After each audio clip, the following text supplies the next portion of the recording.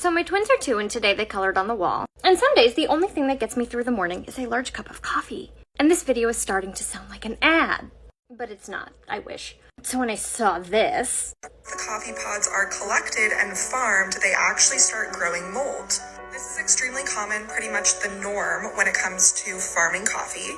And the countries that produce the coffee that the entire world drinks know about how incredibly toxic and moldy the coffee is. So this is what they do in order to keep their civilians safe. They actually test the coffee, and certain coffee that tests too high in this toxic mold, they do not distribute it within their country. So let's say... So I will admit for a second, as I was chugging my obligatory second cup of coffee, that I was a little bit worried. But then I remembered peanut butter. The US heavily tests for things like aflatoxin in peanut butter. Coffee beans, mycotoxin, and ochratoxin is no different. So ochratoxin is a mycotoxin that is produced by the Aspergillus mold that can grow on coffee beans in a humid environment. The IARC labeled it a grade 2A carcinogen based on the fact that it can do damage to the kidneys and cause tumor growth in rodents. Has this been shown in humans? No.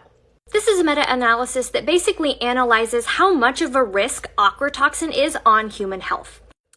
Based on all of the epidemiological data, there is no statistical significance that there is any risk. Except for one weird case in Egypt if someone has nephritic syndrome, aka existing kidney damage. Under the Food Safety Modernization Act in the United States, this is tested for. It is considered a chemical hazard. Even though the US has no regulations for ochratoxin limits in food, if they test coffee beans and the levels are above 20 parts per billion, they're kicked out. The FDA also kind of monitors the roasting process. And what do we know about roasting?